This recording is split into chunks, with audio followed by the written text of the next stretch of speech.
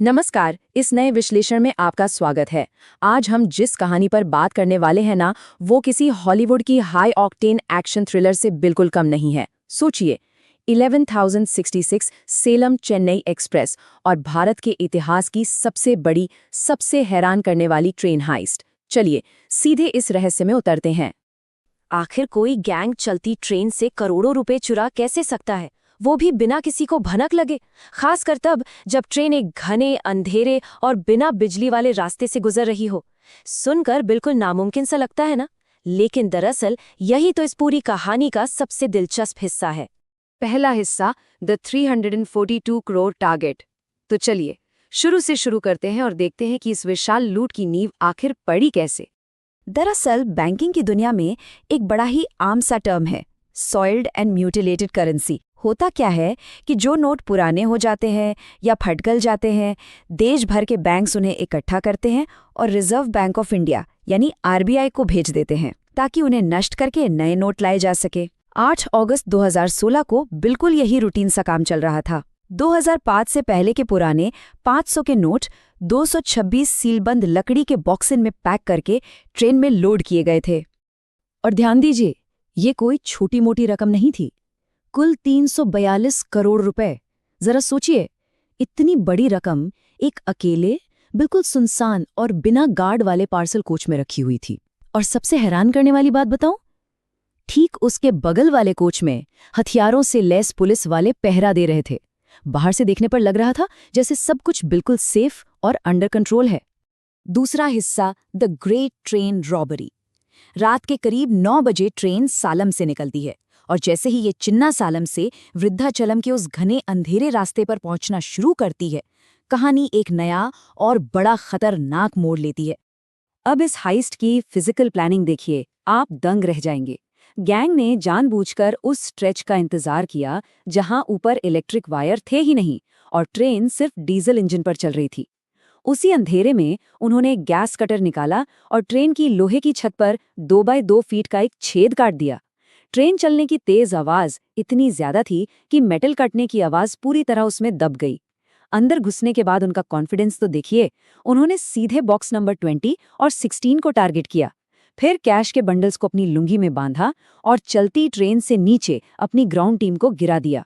और पता है, इस पूरे इंसिडेंट का सबसे रोचक पहलू क्या है? ये ध्यान देने वाली बात है।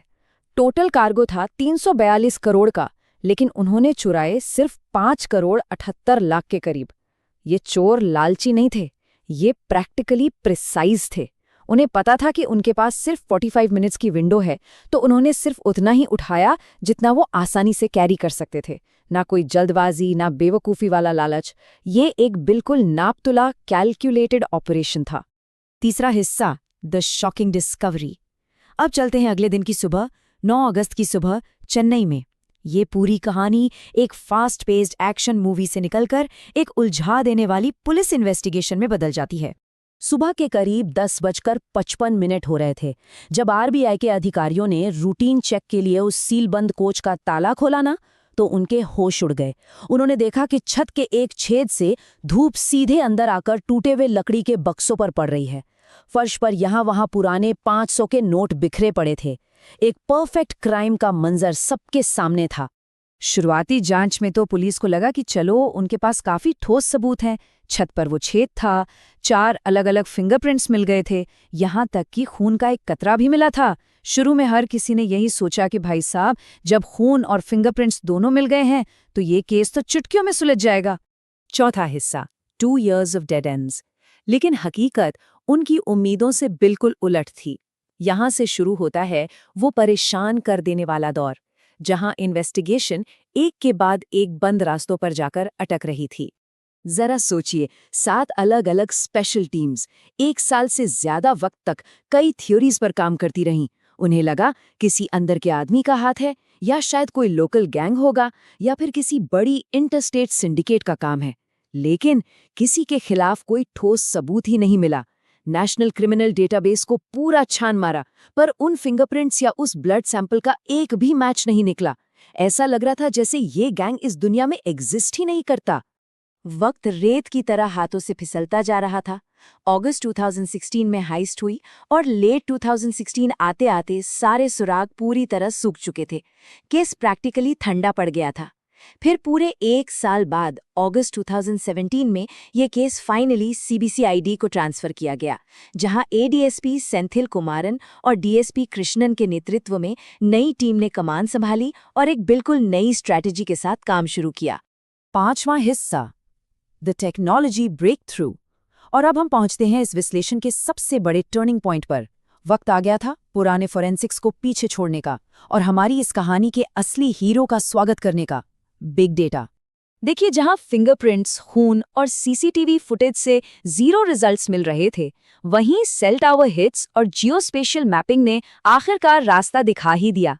इन्वेस्टिगेटर्स ने करीब 50 से 60 ऐसे मोबाइल नंबर्स ट्रैक किए जो उस रात ठीक उसी चलती ट्रेन के साथ साथ अपने सेल टावर लोकेशंस बदल रहे थे।